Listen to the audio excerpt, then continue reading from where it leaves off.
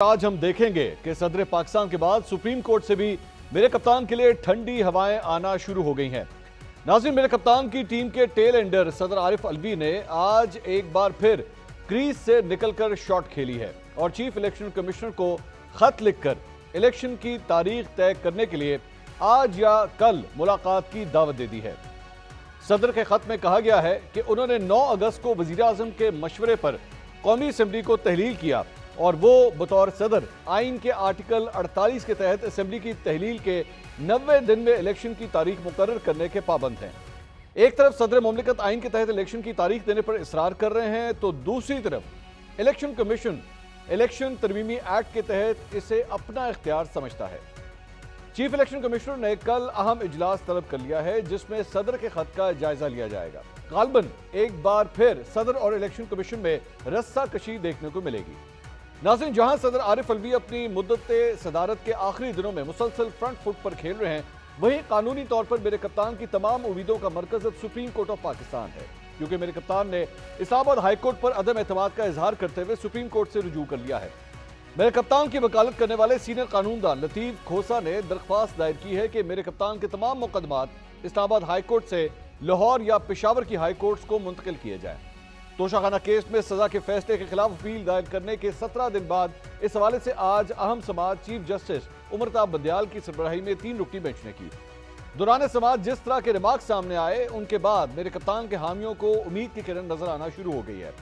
आज chief justice ने अपने रिमार्क्स में कहा कि बादियुल नजर में ट्रायल कोर्ट ने एक ही दिन में फैसला दिया जो दुरुस्त नहीं था। ट्रायल कोर्ट के फैसले में बादियुल नजर में खामियां हैं। अगर कल हाई कोर्ट में कुछ ना हुआ तो कल दिन 2 बजे सुप्रीम कोर्ट फैसला करेगी। मेरे कप्तान के वकील लतीफ खोसा ने कहा कि 6 अरकान असेंबली ने मेरे कप्तान की नाअहली के लिए स्पीकर असेंबली के पास रेफरेंस भेजा जो वो नहीं भेज सकते, क्योंकि कानून के मुताबिक इलेक्शन कमीशन 120 रोज में कार्रवाई कर सकता है। इस पर जस्टिस जमाल मुंदखेल ने कहा कि आपका केस तो हाई कोर्ट के फैसले के खिलाफ है, शिकायत की कानूनी हैसियत पर नहीं। लतीफ खोसा का कहना था कि एक ऐसी अदालत ने सजा सुनाई जिसका दायरा इख्तियार नहीं बनता। इस पर चीफ जस्टिस ने कहा कि दायरा इख्तियार का मामला भी हाई कोर्ट अपील में सुन सकती है। जस्टिस जमाल मुंदखेल ने पूछा कि ट्रायल कोर्ट से मुकदमा खत्म हो चुका, अब मौजूदा केस का सजा के खिलाफ मरकजी अपील पर क्या असर होगा, जिस पर लतीफ खोसा ने कहा कि अदालत की घड़ी की सुइयां वापस पहले वाली पोजीशन पर लाना होंगी। लतीफ खोसा का कहना था कि सेक्रेटरी इलेक्शन कमीशन खुद इलेक्शन कमीशन नहीं है और सेक्रेटरी इलेक्शन कमीशन को इलेक्शन कमीशन ने अथॉरिटी नहीं दी थी। चीफ जस्टिस ने पूछा कि क्या सेक्रेटरी इलेक्शन कमीशन बजाते खुद इलेक्शन कमीशन नहीं। इस पर लतीफ खोसा ने कहा कि चीफ इलेक्शन कमिश्नर और चारों सूबों के मेंबरान को मिलाकर इलेक्शन कमीशन बनता है। दौरान समाअत चीफ जस्टिस ने इलेक्शन कमीशन के वकील अमजद परवेज से पूछा कि चेयरमैन तहरीक इंसाफ को कौन से इंसाफ के मौके दिए गए।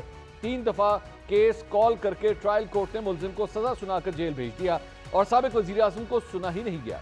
इस पर इलेक्शन कमीशन के वकील ने कहा कि मुलजिम को 3 बार मौका दिया गया, लेकिन अदम हाजिरी की वजह से ट्रायल कोर्ट ने तोशाखाना केस का फैसला किया। जस्टिस मुजाहिर अली नकवी ने भी पूछा कि हक दिफा के बगैर तोशाखाना केस का फैसला कैसे कर दिया गया। सदर मुमलिकत के चीफ इलेक्शन कमिश्नर को खत और सुप्रीम कोर्ट में आज की समाअत के हवाले से हम 7 सवाल पूछते हैं। सवाल नंबर 1, जिस तरह चीफ जस्टिस ऑफ पाकिस्तान ने अपने रिमार्क्स में ट्रायल कोर्ट के फैसले को बादियुल नजर में गलत करार दिया, क्या मेरे कप्तान को सुप्रीम कोर्ट से कल कोई रिलीफ मिल सकता है? सवाल नंबर 2, ट्रायल कोर्ट में जज हुमायूं दिलावर ने मेरे कप्तान को सुने बगैर जो फैसला किया वो फैसला किस कानून के तहत किया? सवाल नंबर 3, मेरे कप्तान के वकील ने उनके केस इस्लामाबाद हाई कोर्ट से मुंतकिल करने की दरख्वास्त की है। मेरे कप्तान इस्लामाबाद हाई कोर्ट से केसेस की मुंतकिली क्यों चाहते हैं? सवाल नंबर 4, सेक्रेटरी इलेक्शन कमीशन ने मेरे कप्तान के खिलाफ शिकायत भेजी, क्या कवायद और जवाबित की रूह से सेक्रेटरी इलेक्शन कमीशन ये शिकायत भेजने का मजाज भी था या नहीं? सवाल नंबर 5, ख्वाजा हारिस जो अब तक मेरे कप्तान के केसेस में उनकी वकालत करते आए हैं, वो इस केस में तहरीक इंसाफ की तरफ से दलाइल क्यों नहीं दे रहे? सवाल नंबर 6, सदर मुमलिकत ने इलेक्शन की तारीख तय करने के लिए चीफ इलेक्शन कमिश्नर को आज या कल बुला लिया है, क्या चीफ इलेक्शन कमिश्नर इलेक्शन की तारीख तय करने के लिए सदर मुमलिकत के पास जाएंगे? सवाल नंबर 7, आइन के मुताबिक इलेक्शन की तारीख सदर देता है, जबकि इलेक्शन तरमीमी एक्ट 2023 के तहत ये इलेक्शन कमीशन का इख्तियार है। आइंदा इलेक्शन की तारीख के हवाले से आइन पर अमल होगा या इलेक्शन तरमीमी एक्ट पर?